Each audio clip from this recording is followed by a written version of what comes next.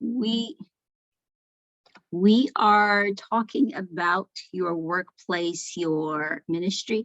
I'm sorry, do I need to open my video on? I feel like I'm going to be sharing my screen anytime soon, so. Yeah, that's fine. That's fine, okay. So we're talking about this idea of your workplace, your ministry. I'm going to share my PowerPoint. Can you see it? Yeah, we can Yes, see we can see it. Okay, you guys can see it. How do I make it into a slide form? No.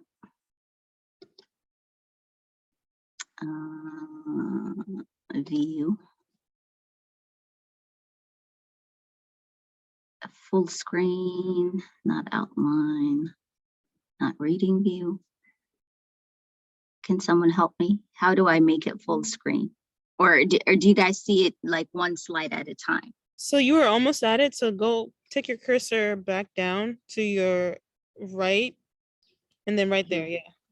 Okay, thank you. Mm-hmm. Tammy for the rescue all the time. Okay, so we are talking about your workplace, your ministry. It's really one of the topics that I'm passionate about because God is passionate about it, and it has so much impact for the church and for the kingdom of God as a whole. And so I'm going to start by introducing a little bit of my story. Some of you know me from the last 2 years here in this church. I joined during the pandemic, like in the thick of the beginning of the pandemic. So I was online on Zoom for about maybe 3 to 6 months, and then I joined in person. So a total, maybe I've been here for about 2 years coming. I mean, this August definitely will be coming to 2 years. What you probably don't know about me is you also know that I teach at WCA, so you know me as a teacher. What you probably don't know about me is my background is actually in engineering. So after graduating from college, going to grad school, got my master's in engineering, started working as an engineer, and I did that for 5 years. And during that time, I was also serving at my church, active in the youth ministry, young adult ministry. They actually had me start at its children's ministry and eventually moved into the youth ministry and the young adult ministry.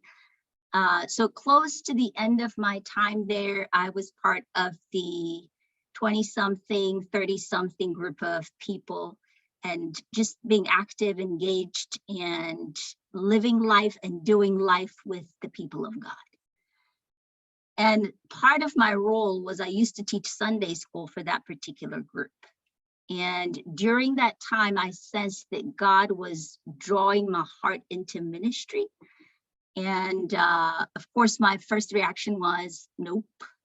You know, my life is perfect the way it is. I don't need, I'm serving you, but I'm also like living life well. You know, I don't think this is from God. So I just, you know, dismissed it and kept on living. You know, as an engineer, you make really good money, no student loans, no debt whatsoever. So everything I was making was going into my pocket. And so it was a hard life to give up, if that makes sense. You get used to a lot of money early on. And then, you know, when it's an impression from God, you know, when it's something, it's a vision, it's a thing from God, it just pulls your heart over and over and over again, and you just cannot dismiss it.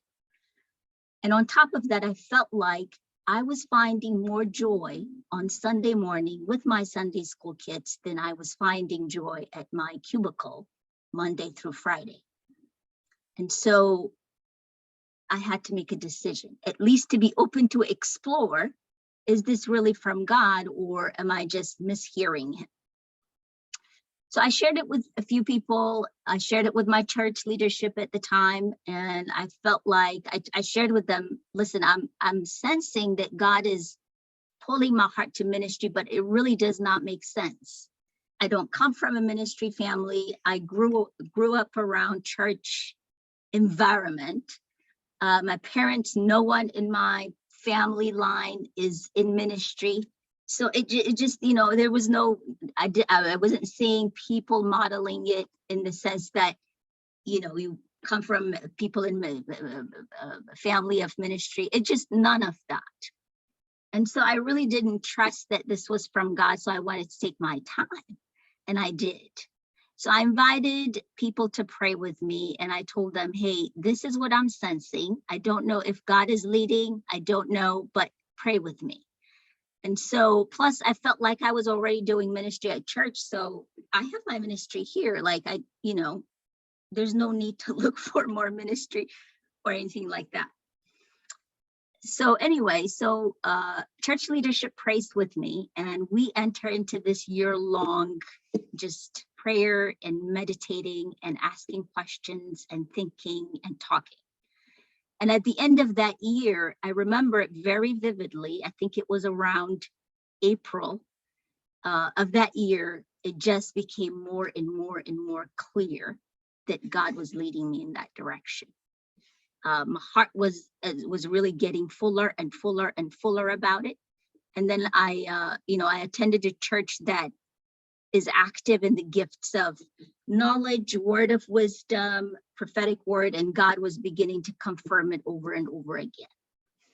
And so at the end of that year, around May, June, it just felt like this is coming full circle. So I need to do something about it. And I felt like I needed to go and get trained to be in ministry.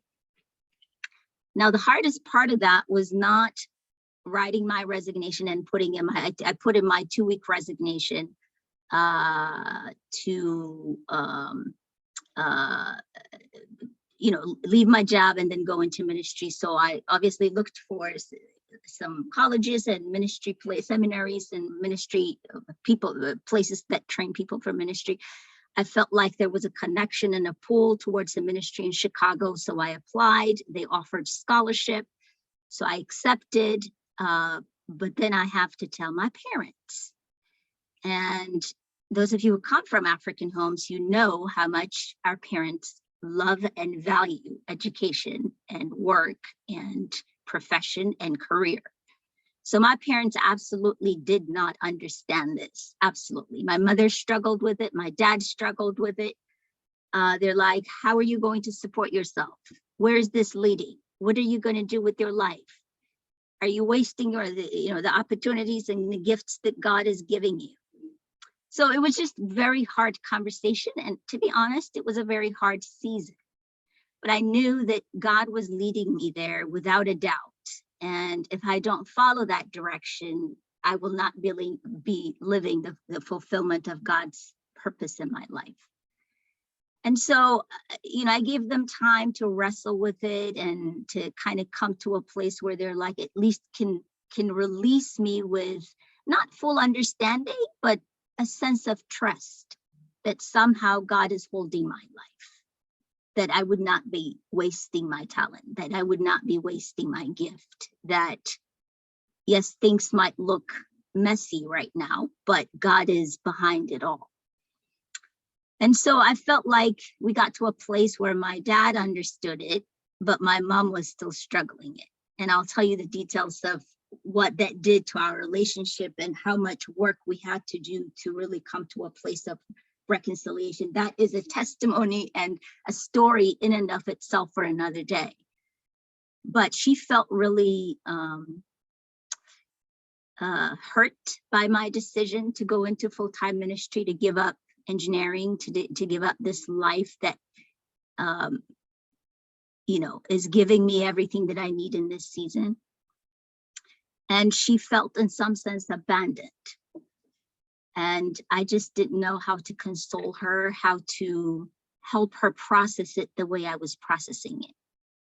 And God needed to do a work in her heart and a work in my heart to really get to a place where we're okay to trust our lives in the hands of God, who calls us into spaces that might be a bit confusing. And so that was a journey.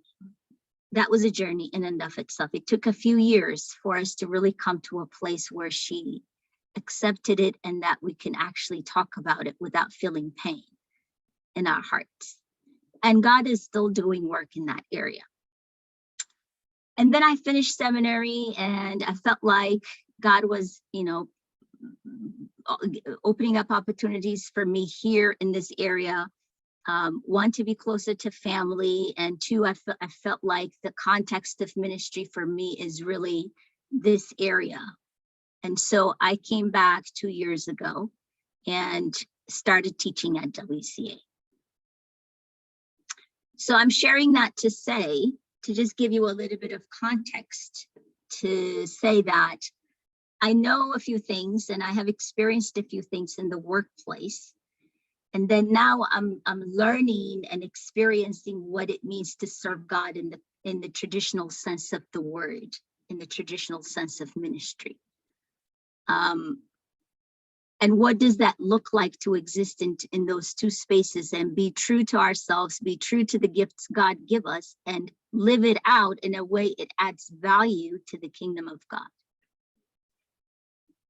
So the way I would describe my, if you ask me what do you do, I would say right now I teach. I'm a teacher. In the past, that I was an engineer. What do engineers do? They take an idea and they put structure and resource and people and manpower behind it and flesh it out in a way that it has the capacity to function, but it also has the capacity to serve a purpose. So in this season, I see my, the work that I do in the bigger sense of my calling, which is I'm a builder. In the past, I know how to, I've built structures, I've built systems. And in this season, God is teaching me what it means to build people, which is a completely different thing from building structures. So if you ask me, what do you do? I would say, depending on the context, depending on how I feel that day, I would say I'm an engineer, I'm a teacher, but really, really at heart, I am a builder.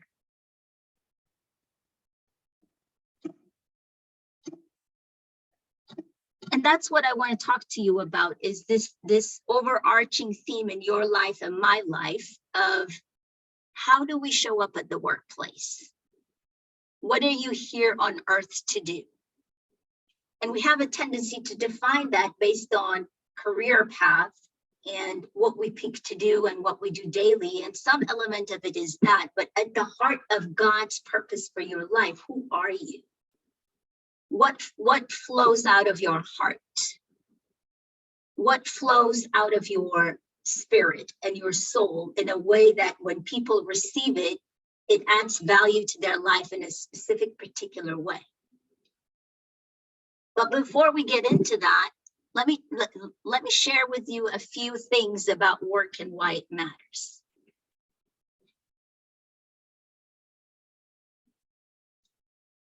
One-third of our life is spent at the workplace. And when you translate that into numbers, the average person in America spends about 90,000 hours in their lifetime on average in the workplace. That's a lot of time. That's a lot of time that we spend at work. And then when you break it down into gender, or break it down by gender, you will see that, for men, on average, they spend about 41 hours per week at work. And for women, they spend about 36.5 hours per week on average. I actually think that this number is very conservative. I actually think that the actual number is more, because what we're not counting is, who gets by just by working Monday through Friday. Usually you're bringing work home on Saturdays if you really want to do it well, and if you're really progressing, in the structure of the company, you're doing more. You're doing more. You're staying up late. You're taking extra initiatives. You're studying more. You're allowing your skills and your gifts to grow. And so it's actually more. It's actually more than what is listed here.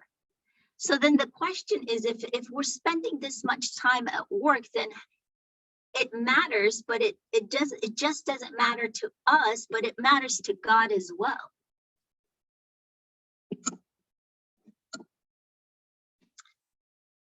So then let's talk about the connection between work and ministry. Really the heart of what I really want to for us to talk about is this idea of worshipful work. And I'll unpack that in a little bit. But before we get there, what are some of the myths that you hear about work and ministry? I listed some of the ones that I hear a lot of times. This idea of, okay, my work and my ministry are two separate things. They're separate. They're not connected. I show up as one person at work and I show up as a different person in ministry. And then there's this myth that God mostly cares about my ministry and not as much about my work life. So there's a tendency for us to prioritize all of our efforts and our energy and our time and our resources to what we consider to be a traditional sense of ministry. Another myth that I hear a lot of times is, ministry is more important than work. Ministry in the traditional sense as we understand it, that's the most important thing. And that's really the most important thing of how we serve God. So if I'm an accountant or a financial analyst, maybe that's not as important as the person who's doing traditional ministry. But the reality is, are these assumptions correct? Does God see it that way? Are there ladders in the way that God sees our work? If I'm here in the traditional ministry, he sees it, he gives it more value. But if I'm in the secular work, then he doesn't see it as, it's not as spiritual as the person who's doing spiritual work in the traditional sense of ministry. The reality is that God cares about all of it. The traditional ministry, he cares about that, but the non-traditional ministry, the secular work that we do, he cares about that too. And what's more interesting is when we read our Bibles from Genesis all the way to Revelation, what we find is that we see all kinds of context that God uses people in ministry in the traditional sense, people outside of ministry, in the secular world. In fact, if you really unpack most of the stories and most of the characters, a lot of their contribution was outside of the church. And so we really need to be careful that we're not dividing or creating these fragments between what we consider secular and sacred, between what we consider real ministry and non-real ministry. I think all of it is very important, good work to God, and it deserves our full attention and it deserves our full development for us to be fully effective and efficient in where God has placed us. So my point of view for our time together is really coming from a place of being versus doing. Okay, what do I mean by that? A lot of times when we think about workplace, what we need is a checklist, right? Just give me the checklist of how to behave. And then based on that behavior, I'm going to show up how I need to show up. But what I really want us to think about is the being side of it. Okay, let's just backtrack one step back and think about, who do I need to be? Because I think being is about transforming our core way of thinking and our core way of being. And I think the behavior and the doing is when it overflows or outflows from there, it aligns with the principles of God and it aligns with the deep the work that God is doing in us. So this session is not to give you a checklist of this is how you should behave at your workplace because you're a Christian.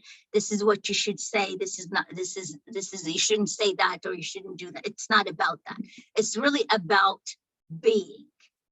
Who are we supposed to be and how should we view this important work that God gave us in whatever context that we are in? Okay, before I get into this, I just want to ask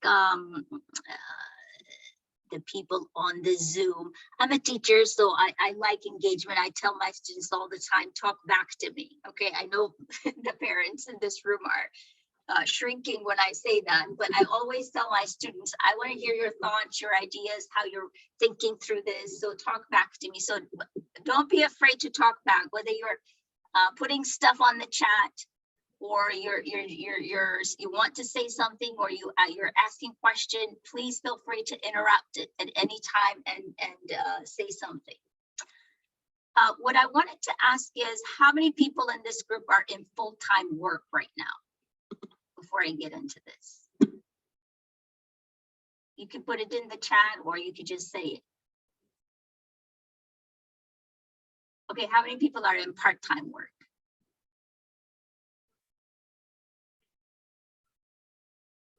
Like you're in school, but you're working part-time? Or how much of your life is work taking right now?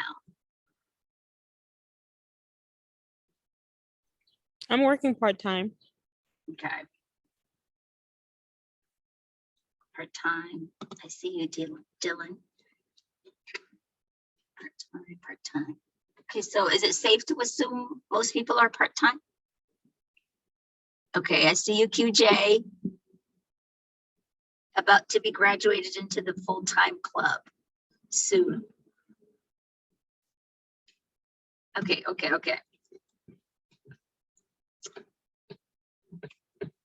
The reason why I asked that question is because this is intended to give us a vision for how we would show up if we were actually in doing work full time.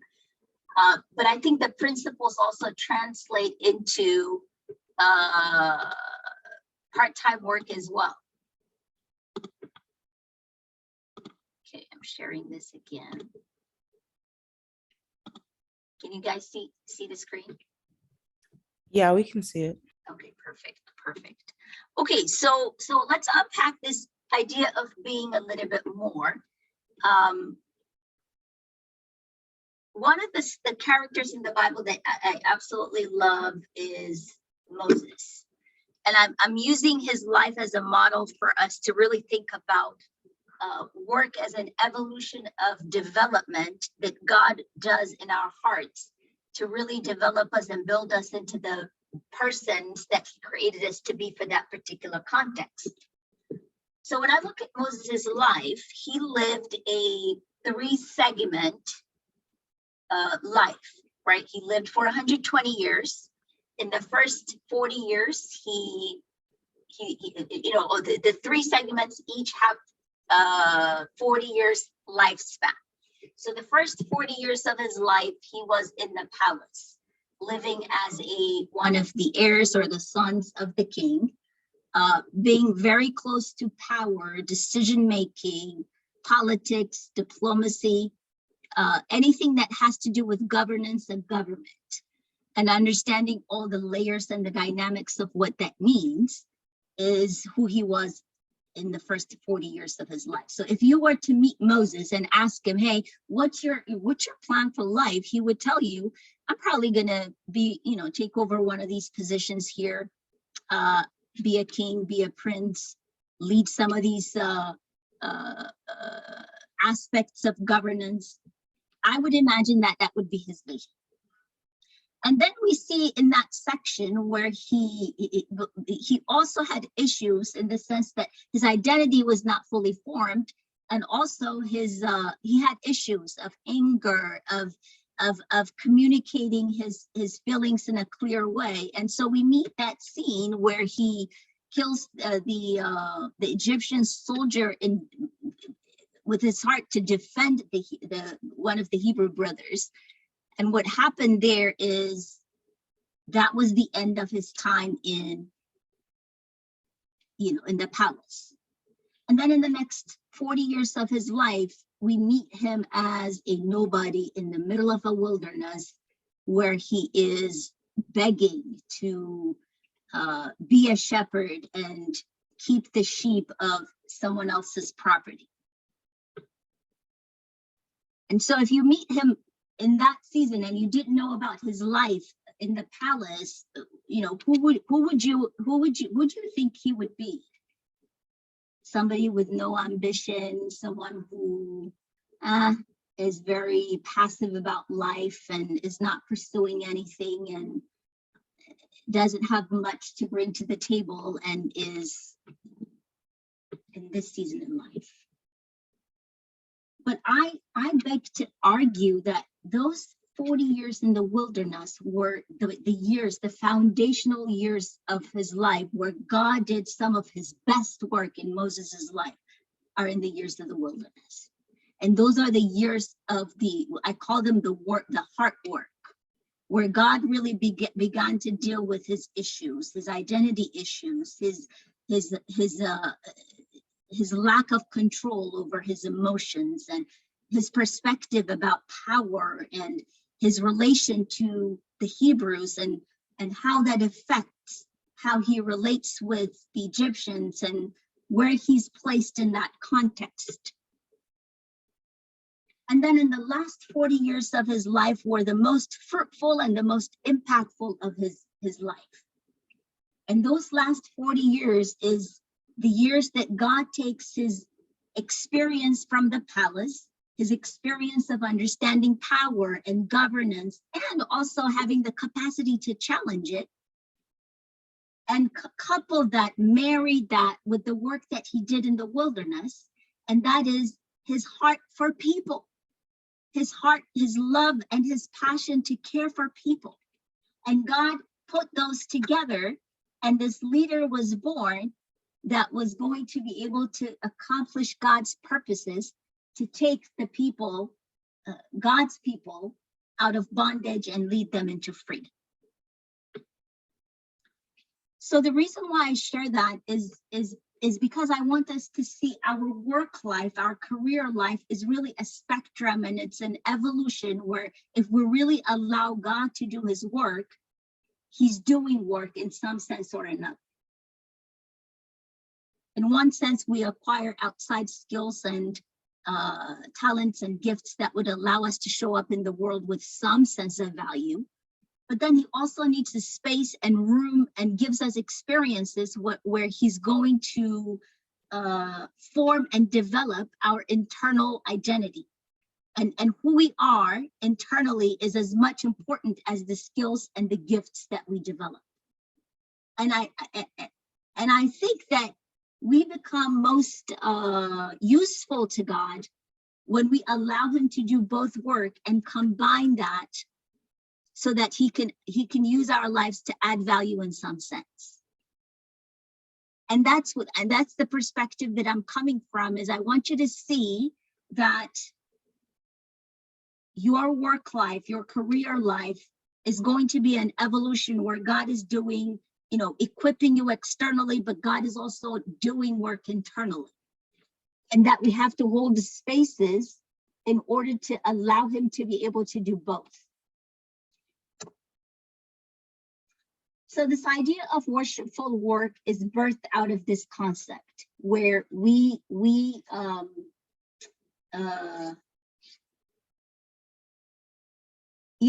it marries this external gift and this internal work that God has to do and marry them together in order for us to birth this idea of worshipful work.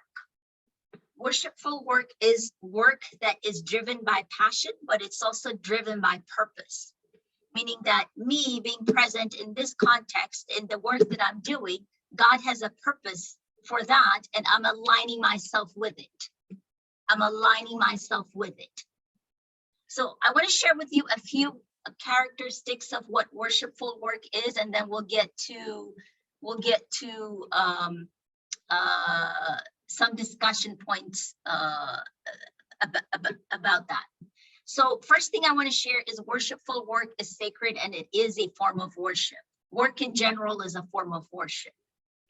And I'm coming from scriptures, Colossians 3:23-24. It says, whatever you do, work at it with all your heart as working for the Lord, not for human masters, since you know that you will receive an inheritance from the Lord as a reward. It is the Lord Christ you're serving. And so it is something that is dedicated to God. And so then worship is, work is worship. At least meaningful work is worship. When Adam was working in the garden, he was not just fellowshipping with God, but he was also worshiping God through the work that God gave him to do. And I find it interesting that most of the parables that Jesus is shared with us in the New Testament, most of them have workplace context. One of the numbers that I found today is out of the 40 miracles that we see in the book of Acts, about 39 of them come from or occur outside of a church context. So all of this to say, God cares about the work that we do, and work in its core, in its essence, is sacred, and it's a form of worship. And there's a lot of dignity in work. There's a lot of dignity in work. Second idea that I want to share with you is worshipful work is a gift from God. It's a gift from God. And so there's an invitation for you and I to delight in the work that we're doing, even if it's a part-time work, even if you know it's temporary and you're still journeying to get into the fullness of what God has for you and where he's calling you. But even in a part-time job, it's still a gift. Genesis 2:15 tells us the Lord God took the man and put him in the Garden of Eden to work it and to keep it. There is an invitation for us to delight in the work that we're doing because we know it's something that comes from the Lord. It's a gift from the Lord. The wisdom of Solomon tells us, I perceive that there is nothing better for them than to be joyful and to do good as long as they live, also that everyone should eat and drink and take pleasure in all his toil. This is God's gift to man. Work is a gift. I know sometimes it doesn't feel like it. I was chatting with one of my students. They are currently juniors and they're about to be seniors next year. And I was telling them, guys, I'm so excited for you. I'm so excited for you. You're going to be seniors next year, and some of them are going to, have jobs and they're going to do part-time work. And I was telling them how excited I was for them to start earning money. And some of them, are looking into going into colleges and looking at different colleges and doing college tours. And I was sharing with them, I'm so excited for you. It's just life is about to be open and you are about to enter into adulthood and in this world of freedom and decision-making and all kinds of being alive is about to open for you. And I was sharing that with them.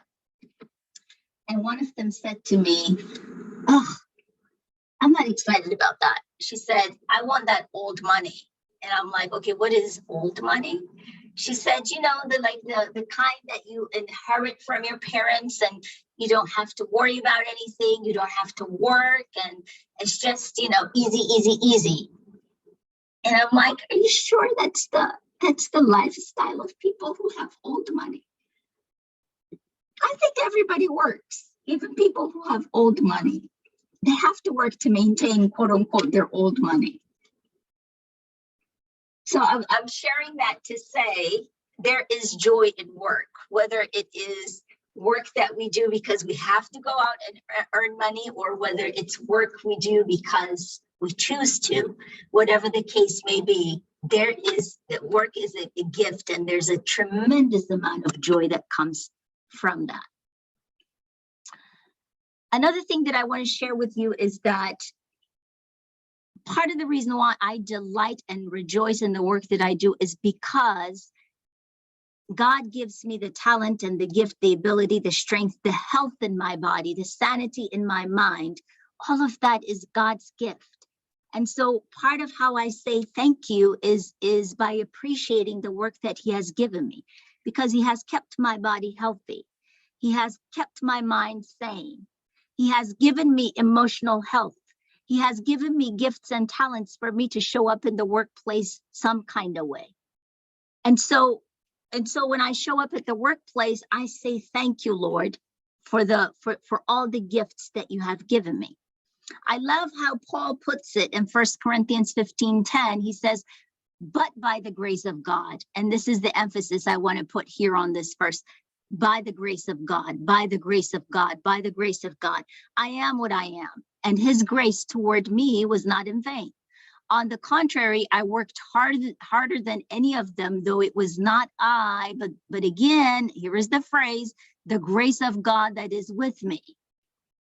When you look at Paul's life, he shows up in different kinds of work context. We know him as a church builder and as a missionary, but he also mentioned that he worked as a tent maker to support himself in situations where the church was not able to support him. But in all of it, no matter how much of a hard work it was, in all of it, he says, by the grace of God, by the grace of God. I sense, a heart of joy and a heart of fulfillment, no matter what the work is, it is by the grace of God. It's by the grace of God that we have the strength to work. It's by the grace of God that I have health in my body, that I have sanity in my mind, that I'm emotionally whole to actually work.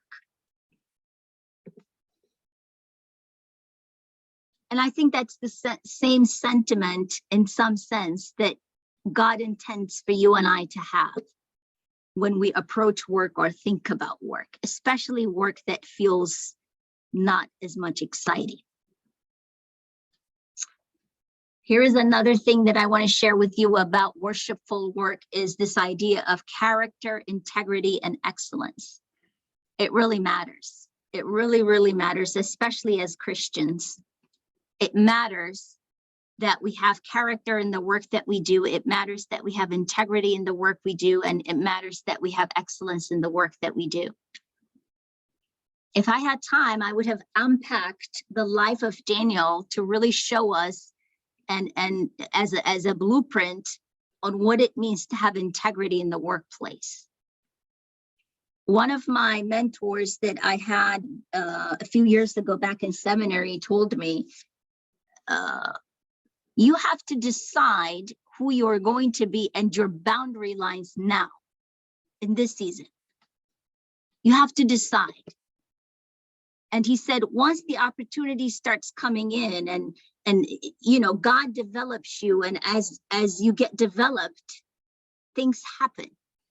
You don't wait until you get the promotion to have integrity. You start now when you don't have no promotion. And that's what we see in the life of Daniel. That his integrity started from low on. Already at the beginning, he decided that I have resolved. Actually, I want to read verse 8 because I think it captures what I'm trying to say. But Daniel resolved not to defile himself with the royal food and wine, and he asked the chief official for permission not to defile himself this way.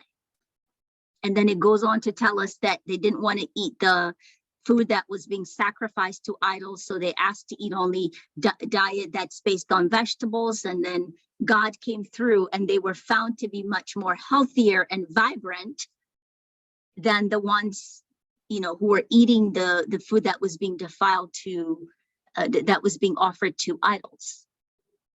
So I think in some sense, it's important to understand that, man, I have to decide right now, I have to decide in this season where I'm at on my level, what is my boundary? And this goes to all areas of science and data and how we handle it at the workplace. It goes the same way with sexual integrity and financial integrity. because God is going to open up opportunities for you and I to be stewards of so many different things. But if we're not conditioned to draw the line now in this season, then when? Integrity matters. It's not just the product, it's also how we do it. We live in a world that values gifts and talents and skills so much that the way things are done usually gets put to the side as if that doesn't matter, but it does. It really does.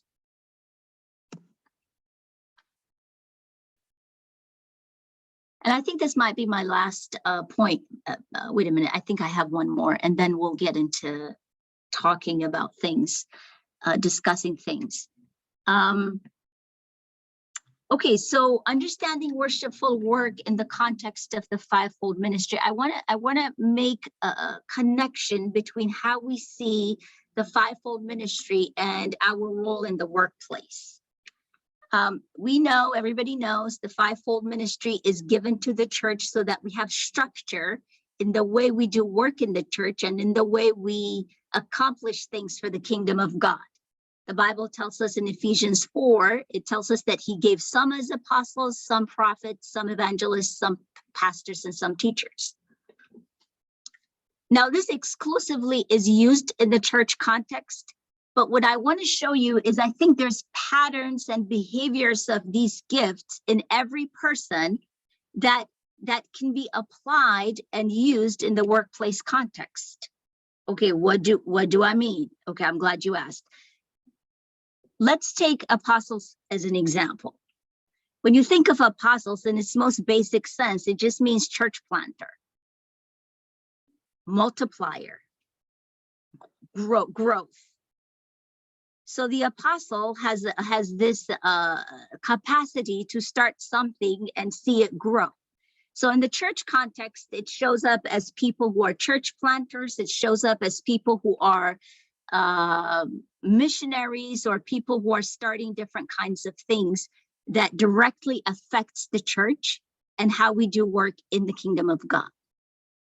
But I think it has implications for that behavior or that pattern of identity has implication in the workplace.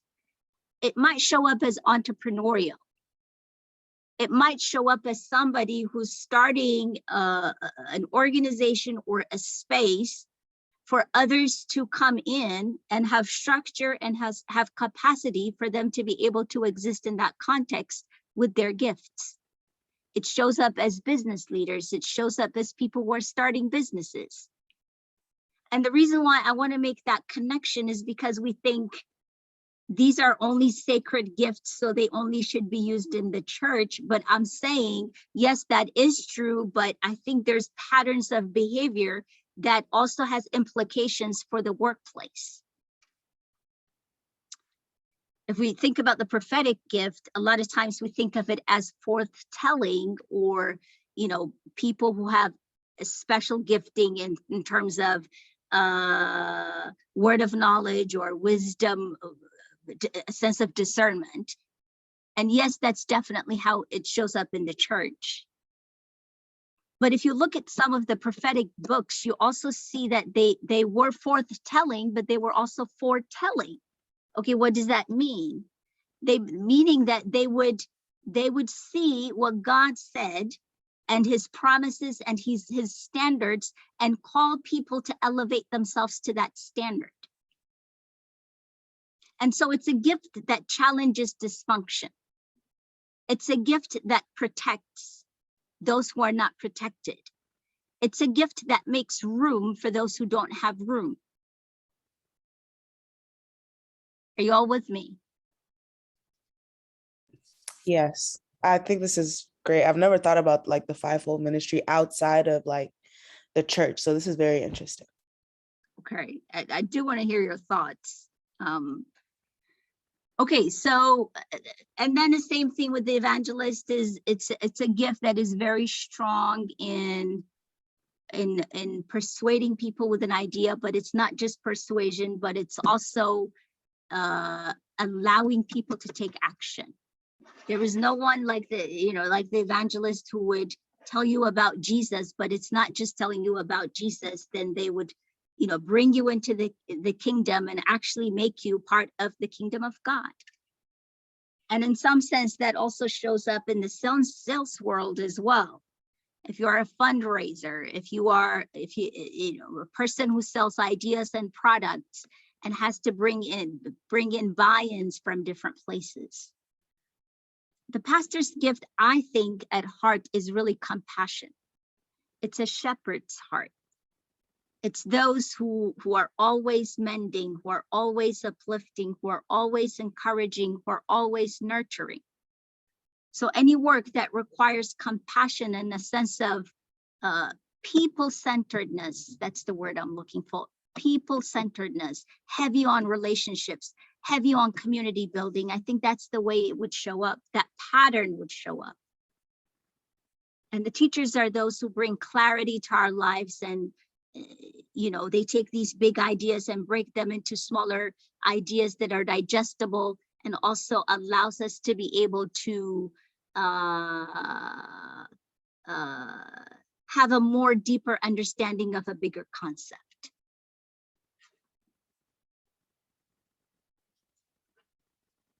So am I saying that people who have these gifts should give up the church and do work in the workplace? No, that's not what I'm saying.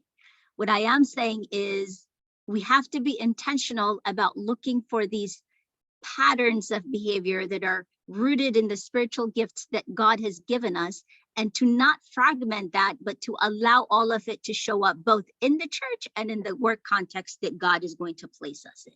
That's what I'm saying.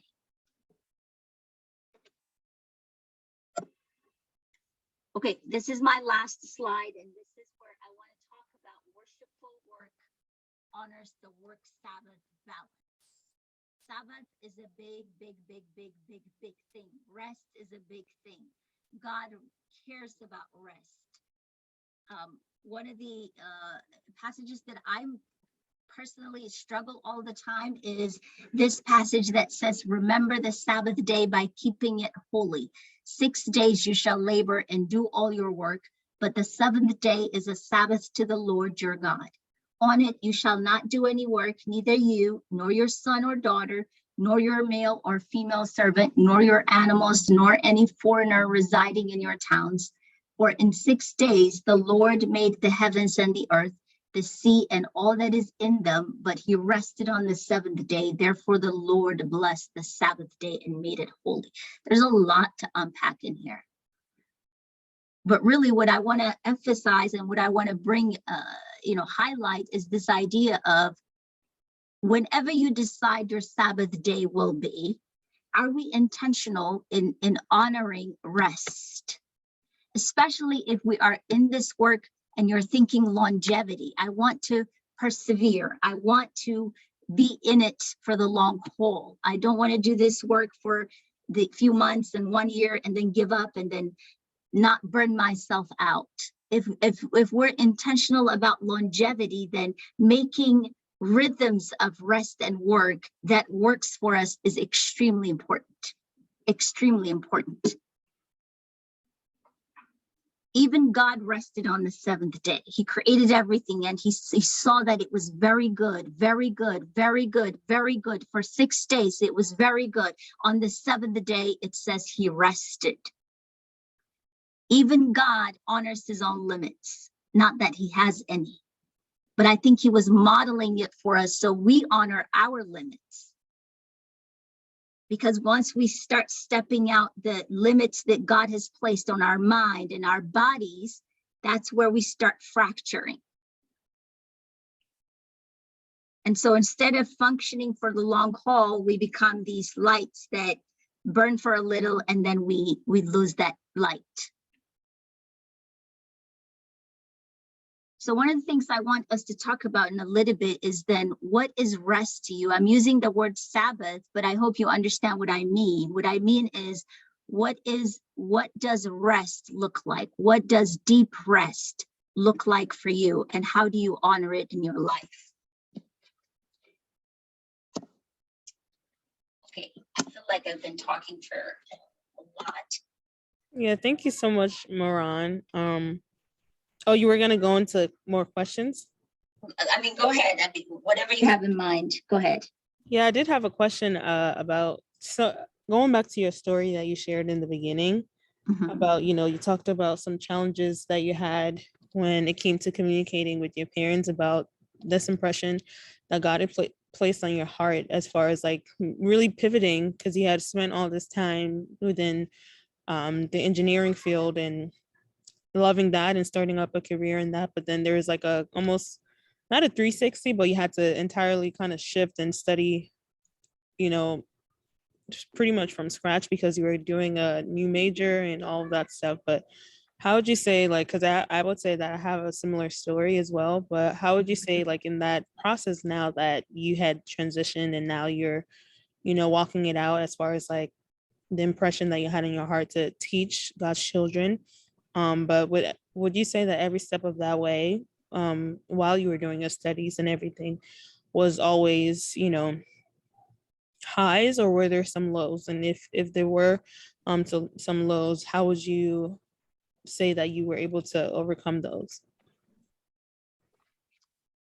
Thank you for asking that question, Tammy. Yes, yes, yes, yes. Lots of lows, actually. I would say more lows than highs. In many ways, right? In many ways. One is just financially. You've learned to manage money, a lot of it, in your own life, at the workplace, in the projects you worked on, and now you're back to scratch with nothing. And not only that, I needed to support myself, so I was doing, I was going to school full time and working part time. So you have to work to do work that is available. So that adjustment mentally from, I used to do that kind of work and now I'm doing this work. And what that does to your psyche and how you view yourself. It was an identity check for me that who I am is in Christ, and it should always be secured in that and not in the label or the work that I was doing. There was a season where I had to do Uber. That was my job. I didn't tell my parents. I couldn't tell my parents. No, I couldn't. But that's the journey of having to honor God and the calling that He has placed in my life. And it has to be a yes. Now, was I there, driving Uber? It was actually Uber Eats, delivering food for people that I cried, I was wiping tears from my face. Oh yeah, absolutely. Many days. But the thing is, if it's a calling from God, there will be something that would always, always, always orient your heart back to Jesus. That there will be something in you that knows that this is not what I choose, what I would choose for myself. But I know I am smack dab in the middle of God's will for my life. And so it's going to lead to a place that is joyful and good and hopeful, and in some sense will add value to the kingdom of God. And so one of the adjustments that I needed to make is to really make sure that my identity is secured in Jesus and Jesus alone, because everything else was so shaky at the time.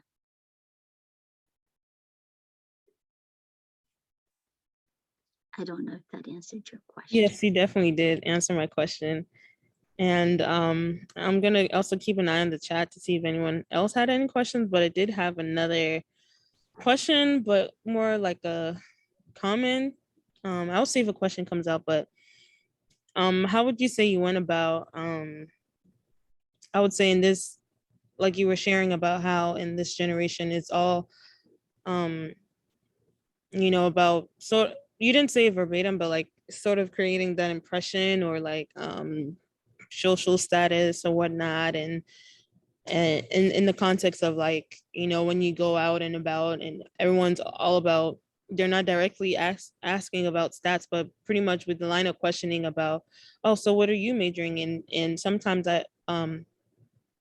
would you say that you were taken aback by the fact that you can't just blurb out that, oh, I'm just engineer, but now I'm what you're doing now, which is teaching within with children within God's calling for your life. Like, were you ever taken aback by like, oh, I'm not as, it doesn't sound as impressionable, or at least that's where the phase that I am at, where it doesn't necessarily sound as impressionable, or like, like the stems and the I'm an engineer, or I'm a whatever the impressionable careers are out there. But would you say that you kind of had any of that misidentity, or um, just not feeling like it was as impressionable to say that you actually switched and started going into school for teaching? Yeah. Your questions are really good, Tammy. I love them. I think yes, in some sense, yes. I think what helped me is because I took that 1 year just praying through, thinking through, imagining what it would look like, what are the challenges that I might face, and talking to people who have done it. I think that 1 year gave me enough time to sort of prepare myself mentally. I would say my parents have struggled with that more than I did, especially my mother. I remember the first time I shared with her, this is where I think the Lord is leading, and I think I need to go in that direction. The first question she asked me, well, the comment that she made is, what are we going to tell people? Meaning that, she was this female engineer, and now she's going into something we don't even know. Something that doesn't have a social status. And they struggled with that. And my mother struggled with that.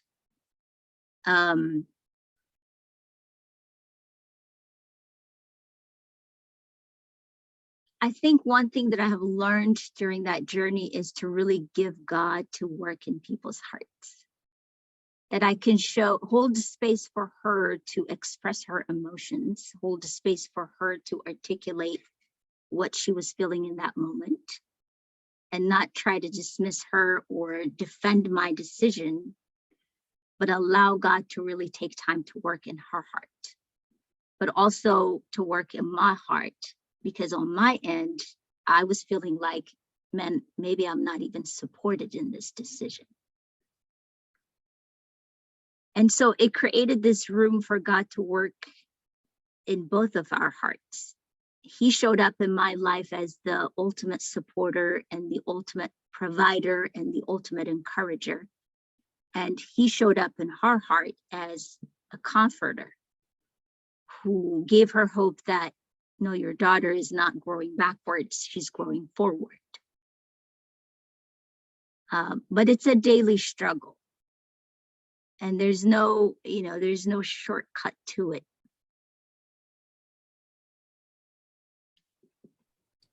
Yeah, thank you for sharing that. And my last question, and then anyone else can just raise their hand or unmute yourself. But how much of your mom's pushback towards your decision, and like with her line of questioning, like, what are we going to tell people?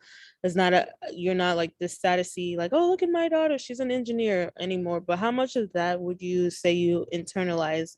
And would you say from you internalizing all of that kind of clouded kind of that impression that you had initially? Like, I think sometimes when you are, well, at least for me, I can speak personally, when we are first called, or have such a strong impression in our hearts, we're excited. But then once we get, pushback or whatnot from other people, it's almost like some of that is internalized, and then it becomes part of like that process, but also like that struggle. So how would you say on your end, like how much of that you internalize, and then would you say it created like a bigger struggle when you were walking that out? That's such a good question.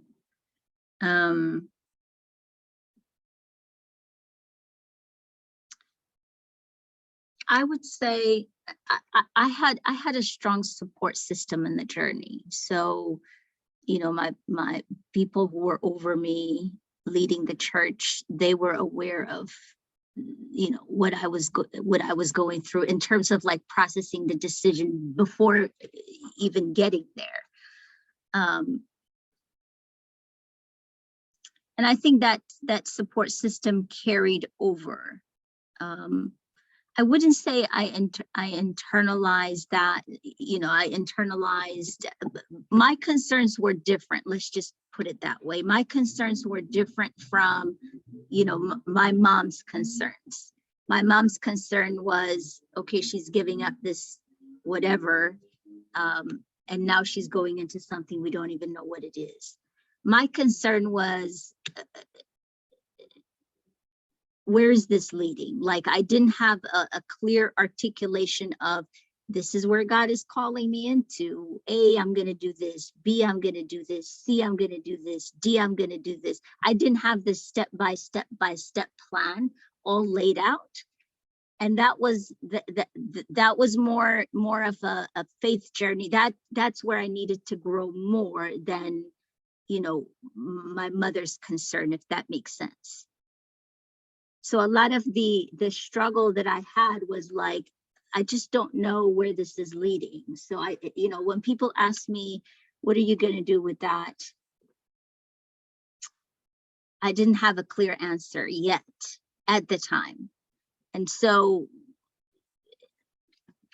that sort of undermined my confidence in the steps that I was taking. And, surely I did take this step, but in some sense, it made the journey harder because I didn't have a clear idea of A, B, C, D, E, F. This is how it's going to unfold. This is how God's plan is going to unfold in my life.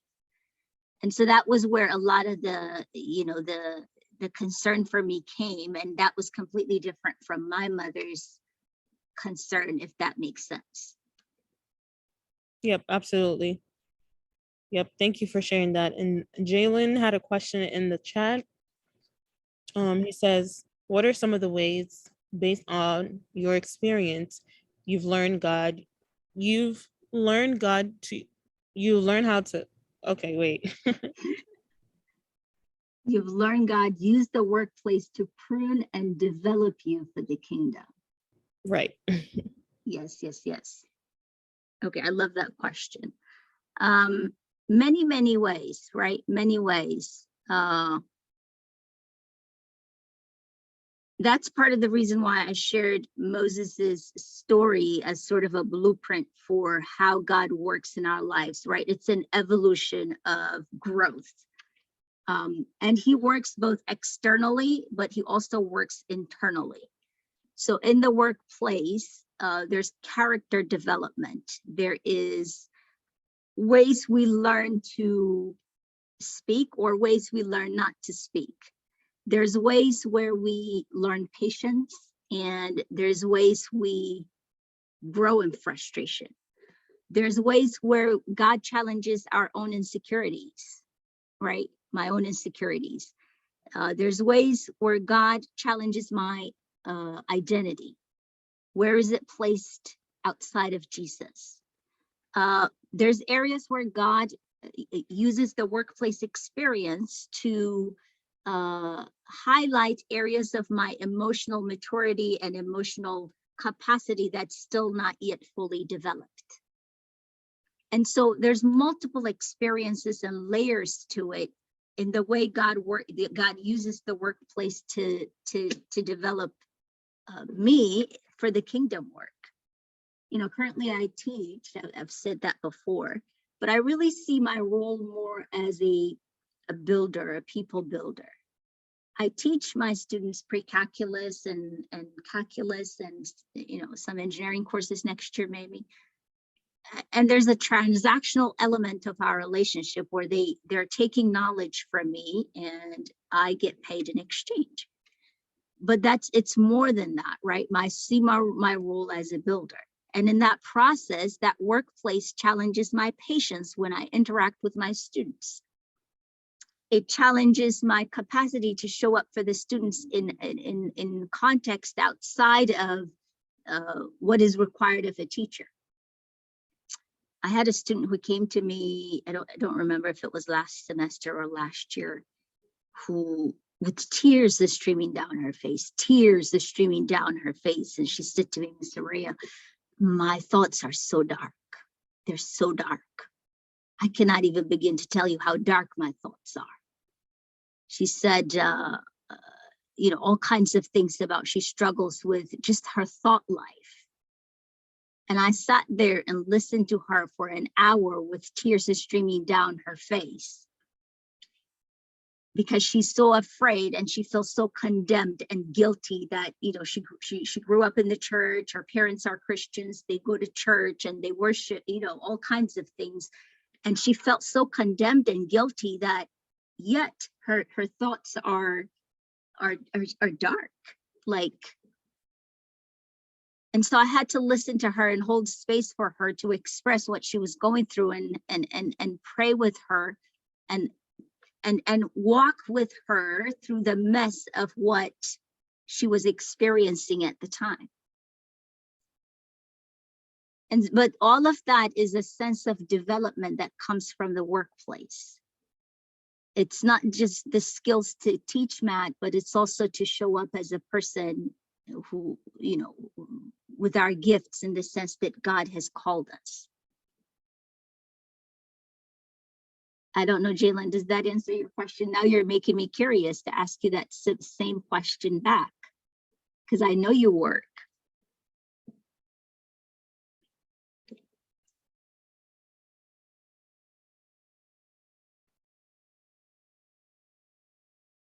Jalen, are you able to add to that or answer her question? Well, your question, if at all, if you're in a stable place.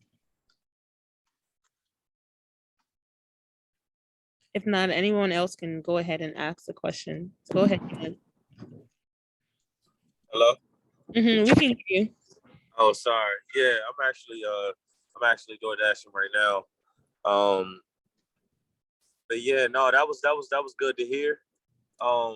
I was really interested in hearing your take on that, just because that's something that I've really been looking into also, as a lot of those things you mentioned, which was another question I was going to ask it differently. Was like, how was it starting out for you?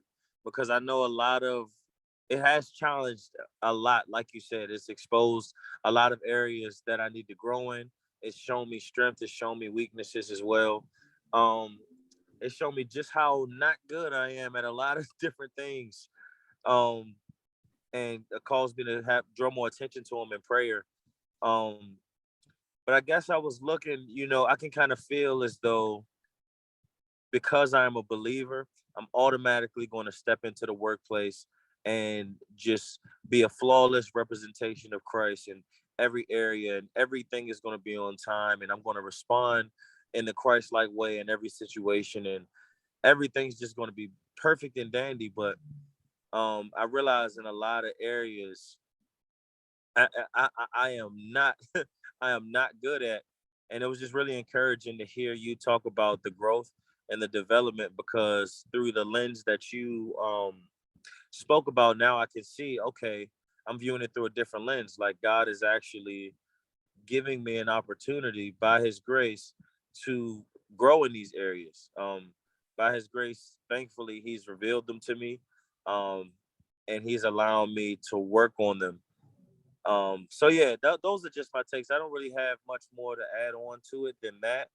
But yeah, a lot of what you said definitely is encouraging to me, because it lets me know that it's a process, and I don't have to be so super hard on myself as I already am, to be perfection in every area of the job, but to realize that through this job, he's, according to his will, he's working to actually groom me in a lot of these areas.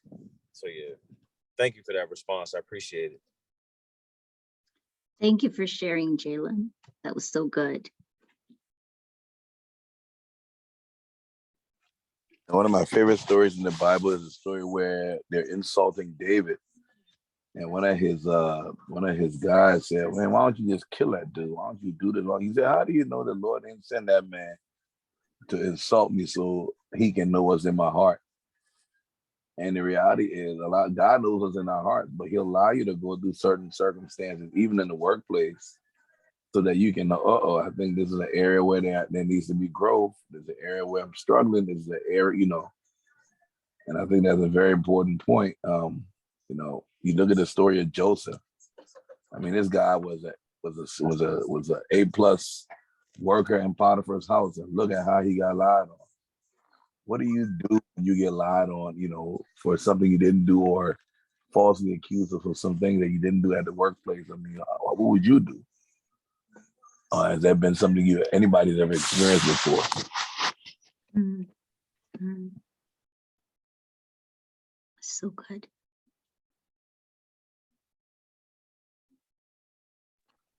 The obvious answer is, hey, I was just, turn the other cheek. But as one thing to turn the other cheek is a whole different thing when you lose your job and your source of income. I mean, how would anybody respond on this? And that's what happened to Joseph. He lost his job. The dude got fired and thrown in prison.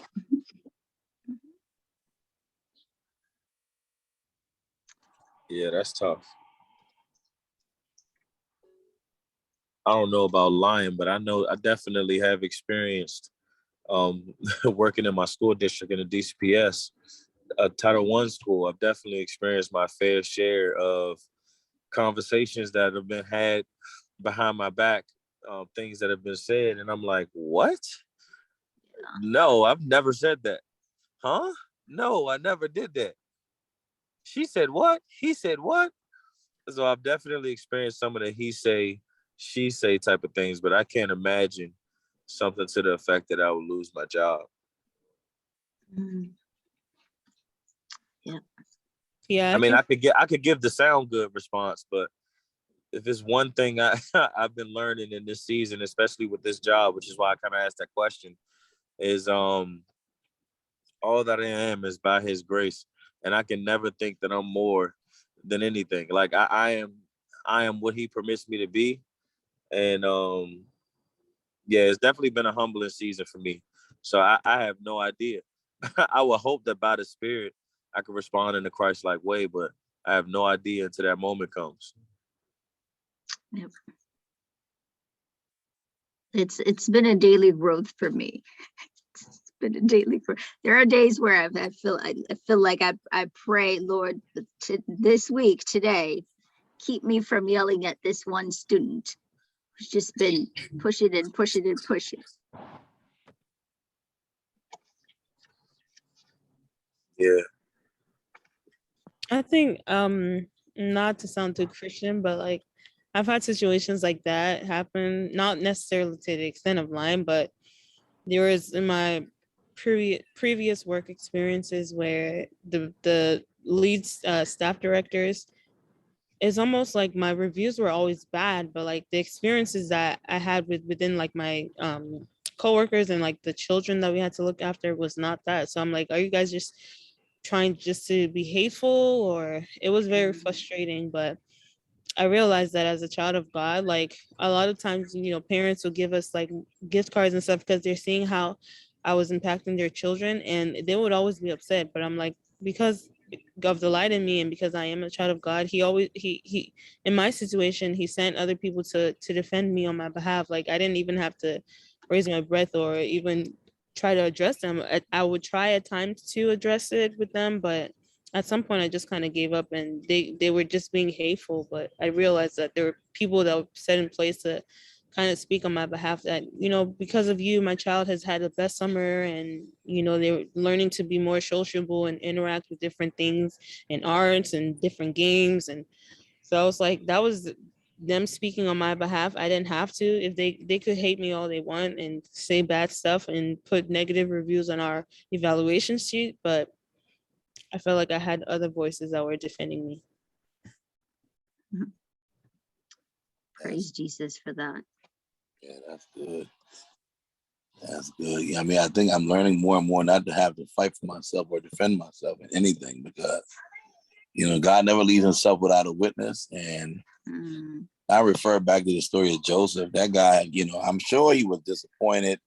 I'm sure he was hurt. I'm sure, like, man, even to the point where he thought things were getting ready to change, and then the butler forgets him, and it's like, Slim, really? I mean, you know, after all of this, I interpreted dreams and I do all the stuff, and he's, I mean, still, but he kept his cool, and look what kind of like pay raise he got. The man becomes the second in command in the land. So I think that's important. That piece right there about not trying to have to prove anything to anybody. Like, God has his way. First of all, I love the topic, and I love how you brought it in terms of work is not just work. Like, you got to see work as your marketplace ministry. You know, Bishop has a book called Anointed for the Marketplace. I don't know if any of y'all own that book.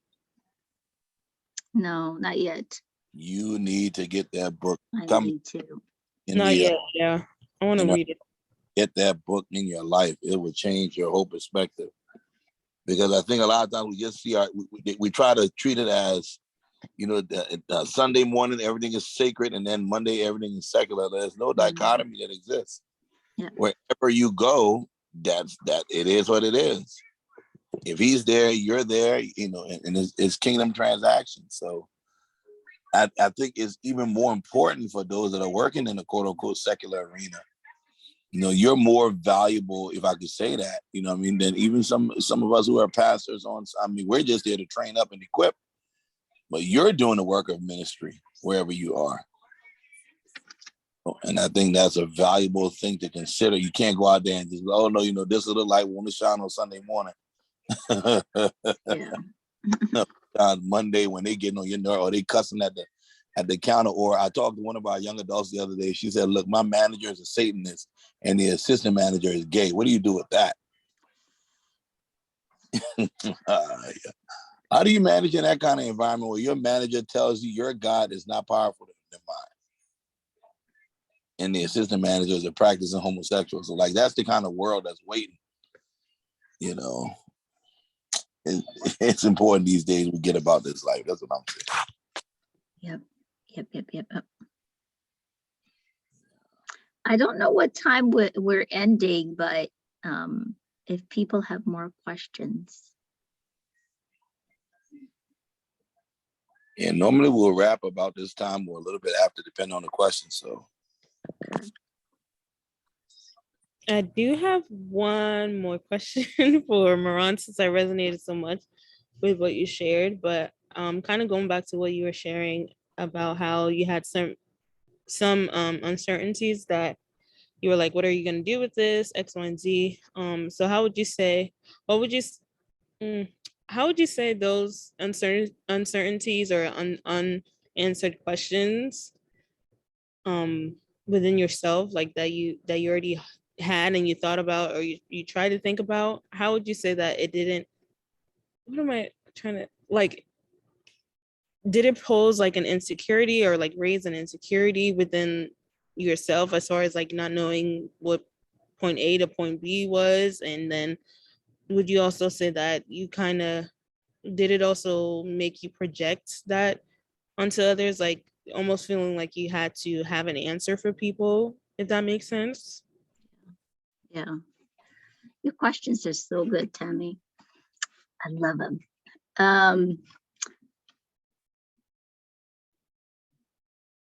Yes, I think it does create insecurity, right? And for me, because it was coming from family, people that I love and people that I cherish so much, I had to be careful not to take their fear as my fear. Now, it's true that I was fearful because I still, I didn't know where God was leading, what I was doing, what are the steps, what's happening next, that, I don't know. I still don't. But I think the goodness of God, what he gave me is experiences that would build my faith and allow me to trust him and to say, even if I don't know, I think I'll be okay. I think I really will be okay. So then it became not a matter of, am I secure in this journey? It's more of, do I really need that extra information? And it becomes just not managing my own fear, but it becomes learning how to navigate and other people's fear, and not necessarily, not by taking it. Does that make sense? Yes, that does. So my parents are allowed to be fearful for my journey. Like that's in this season, like, I'm okay if they express concern. I'm okay if my aunties and my uncles express concern for the decisions I made.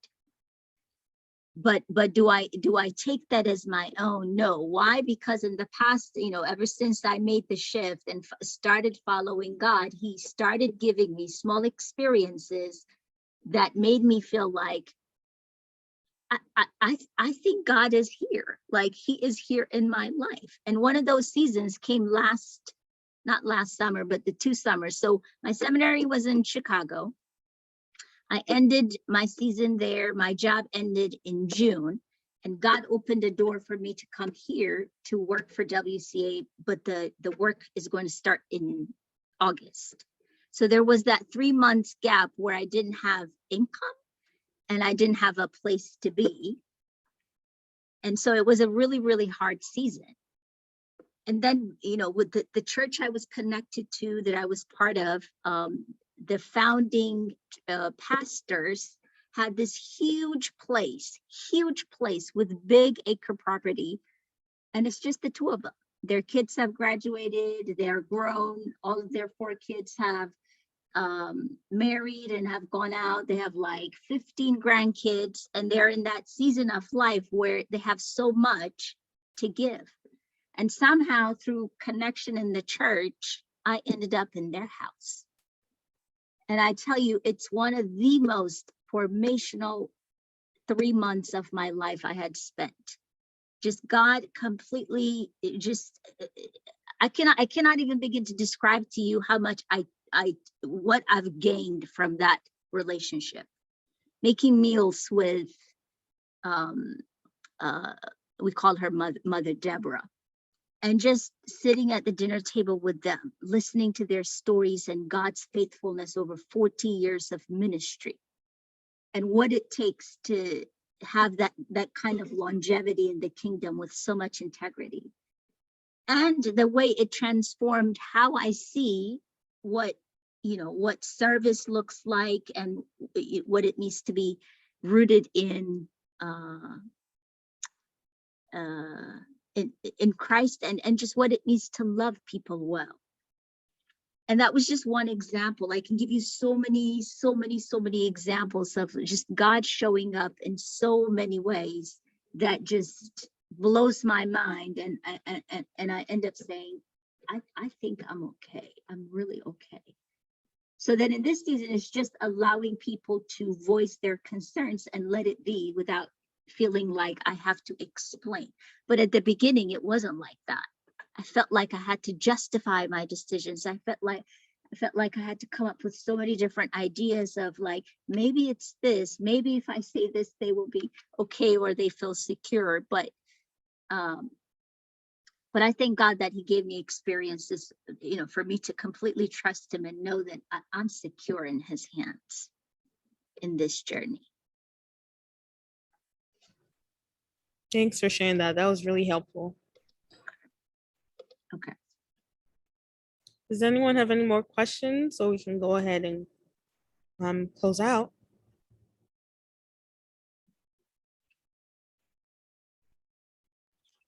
Once again, Moran, thank you. Yes, thank you so much. Thank you, guys.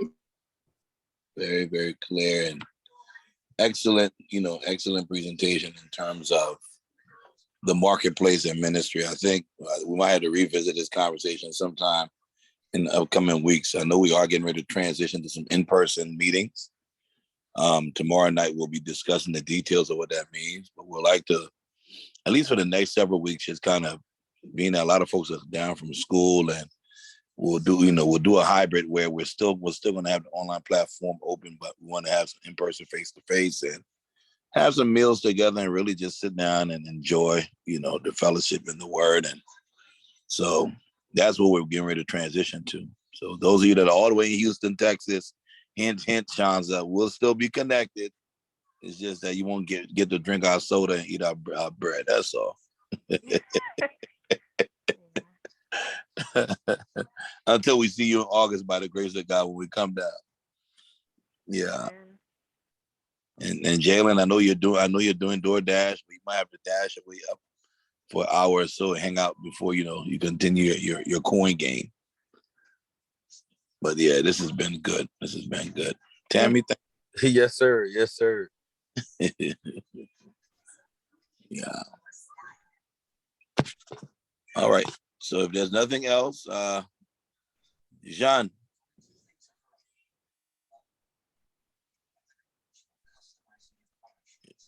Jean, do you got Yeah. anything to share? No, not really. Okay. Thanks for joining us today. Of course. Thank you so much, Ron, and I really appreciate you taking out this time. Well, we all do appreciate you for taking out this time. I definitely gained a lot out of it, and I look forward to definitely sharing it with other people who weren't able to join tonight. But yeah, thank you so much, and I can go ahead and close us out in prayer. Go ahead. All right. In Jesus' name, dear Heavenly Father, I